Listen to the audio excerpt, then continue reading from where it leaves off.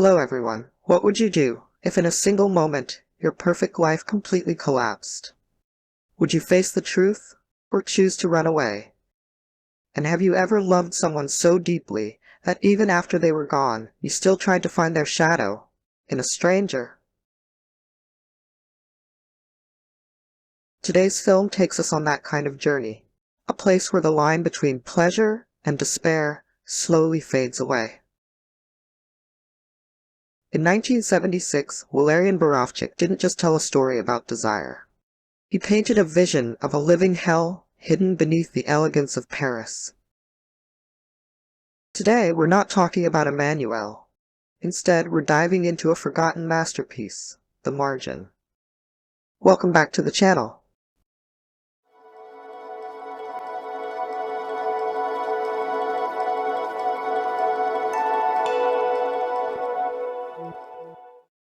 Walerian Borowczyk may not be a familiar name to everyone, but among cinephiles he is considered a master of surreal and provocative storytelling.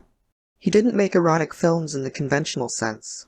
He explored obsession, fragility, and the slow decay of beauty and desire. The Margin, originally titled La Marge, is based on the Goncourt Prize-winning novel by André-Pierre de Mondiargues. Borowczyk brings this story to life with a cinematic language that is poetic, yet deeply unsettling. This was also the final production by the legendary Hakim brothers, and the film that helped Sylvia Kristel step out of the shadow of Emmanuel, proving her true acting depth. The film opens with beautiful images of a peaceful life. Sigismond, played by Dallesandro, lives happily with his wife and young son. But everything changes when he travels to Paris for a business trip.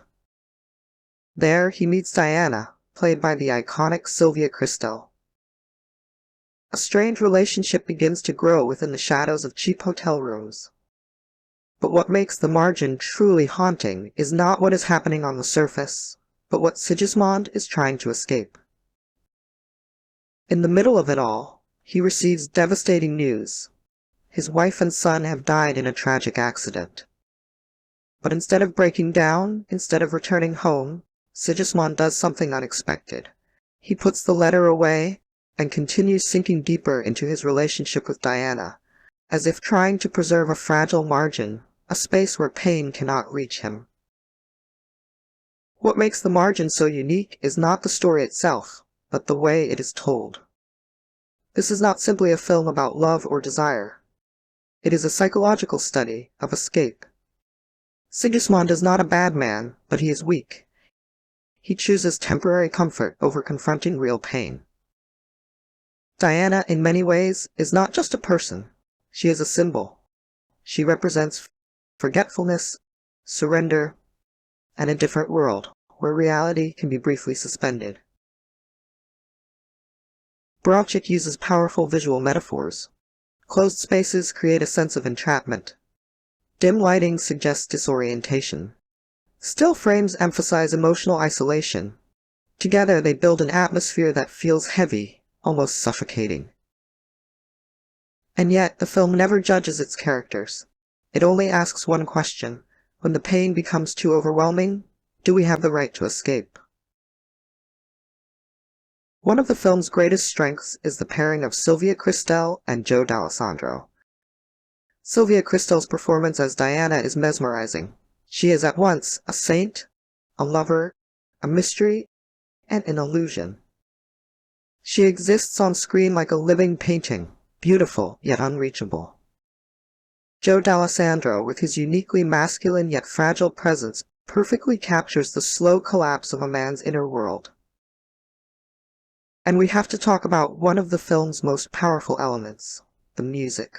Imagine watching a French art film from the 1970s and suddenly hearing songs from Pink Floyd, Elton John, or even I'm Not in Love by 10cc.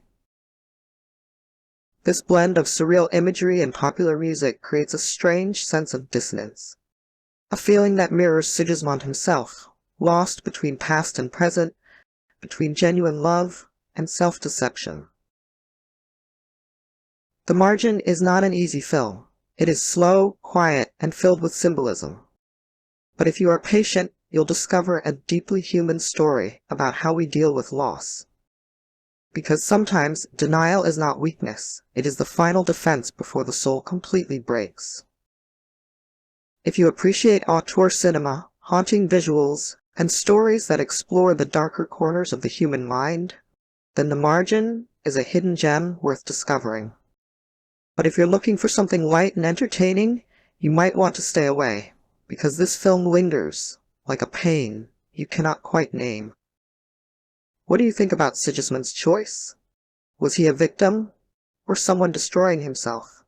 Leave your thoughts in the comments below. And don't forget to like and subscribe for more deep dives into classic cinema. See you in the next video.